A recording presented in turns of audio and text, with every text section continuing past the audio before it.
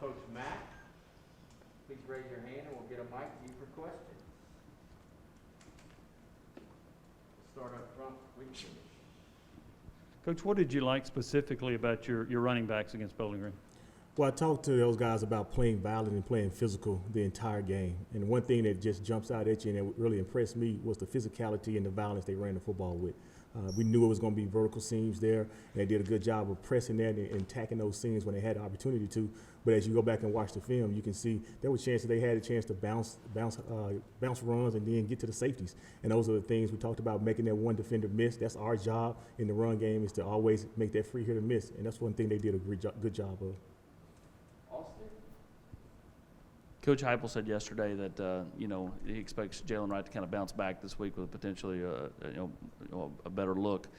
Did you talk to him after the game about being a little bit more patient as a runner? It seemed like he was trying to be a little bouncy and try to bounce everything, try to make the big play. No question. I think a lot of times when you get those young freshmen in there, they get excited, the adrenaline starts pumping in Neyland Stadium, and he just got a little anxious. I think once the game started a little bit, he started to calm down and he started to know what his role is and some of the things that he can do. So we brought him to the sideline. We've talked extensively over the last few days, and I think you're going to see a different Jalen Wright going forward. Is that a different guy that you saw from fall camp the first game?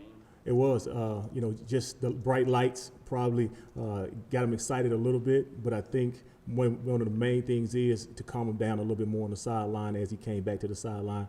So, it was a little bit uncharacteristic of the Jalen Wright that I saw all through camp, especially the back half of camp, but I think he's going to recover and be fine.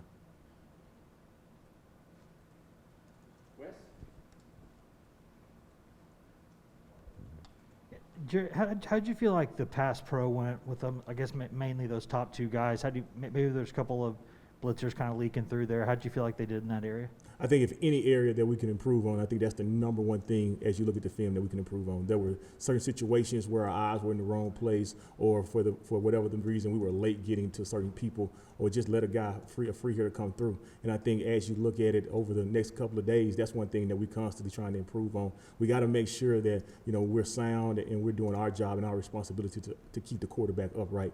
So that's one thing that we definitely got to improve on, is the protection piece. Was that a surprise or a classic first game thing? It was a little bit surprised of the person it came from. Sometimes it was coming from Jabari, and then sometimes it was coming from Tyon. So they kind of shared their role as far as some of the missed assignments. But I do think, just the game, with the speed of the game, Jabari has not played a ton of football, so the speed of the game he was trying to get used to. And also, too, with Tyon, first game ever in that environment is something that he has to get used to as well. Yeah, Coach, two questions. One, did you like the rotation with Jabari and Tyon, and how do you manage that moving forward? And then secondly, when you talk about Pitt's defense, what stands out to you in terms of trying to run the ball against them? Well, I think I like the rotation a lot. I like the way they balanced each other. When they needed a blow, they allowed me to get them out. They knew when they were too tired to tap out, and we brought the fresh body in. And I like that. I like them guys not being selfish, understanding, hey, look, if I can't go, I need my teammate to take the load off me. And that was one of the things that I liked a lot. We had a good balance, a good transition going back and forth. When I look at Pitt's defense, I see physicality and I see fundamentally sound. I told the guys earlier, when they're supposed to take it on with the correct shoulder, that's what they're going to do. If they're supposed to fit the gap the way they're supposed to, they're going to fit that gap. They don't miss a lot of open field tackles, which is a compliment to, you can see where they've been one of the best defenses stopping the run in the country for the last few years. And that's one of the things we're going to have to do, is our challenge for us to go out there and run the ball physical like we did last week. And then when we get a chance to get those explosive plays, those one-on-one tackles with those safeties and linebackers, we got to make somebody miss.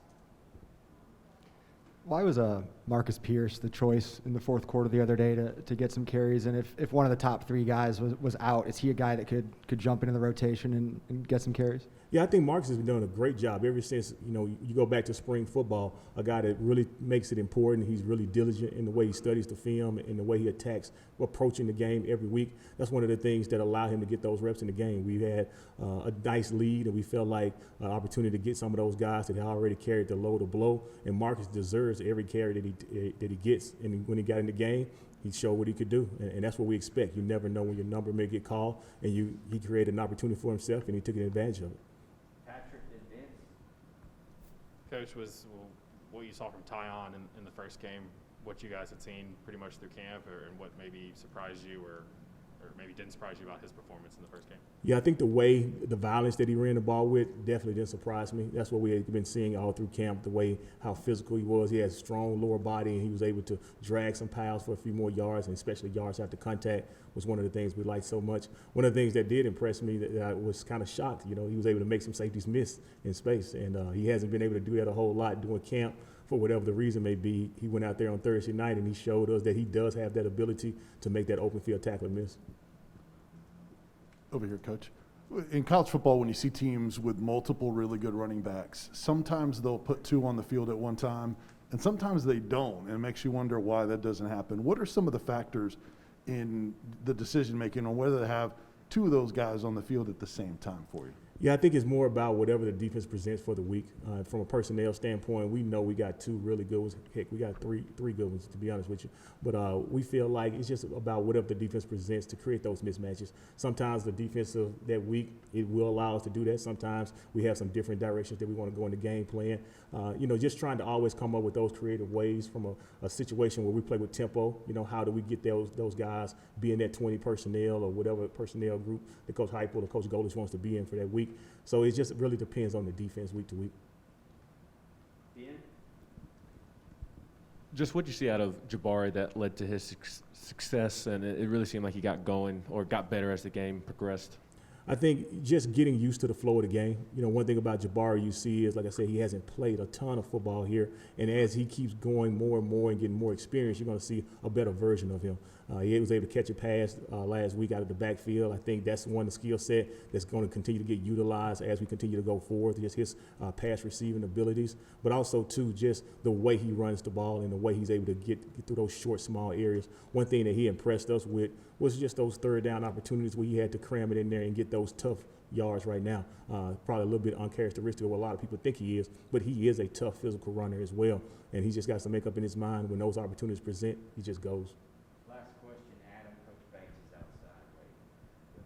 outside. Adam Sparks, Knox News. In terms of long runs, popping long runs, what leads to those? Is it something that's set up in the blocking? Is it something about wearing down the defense? Where do those long runs come from?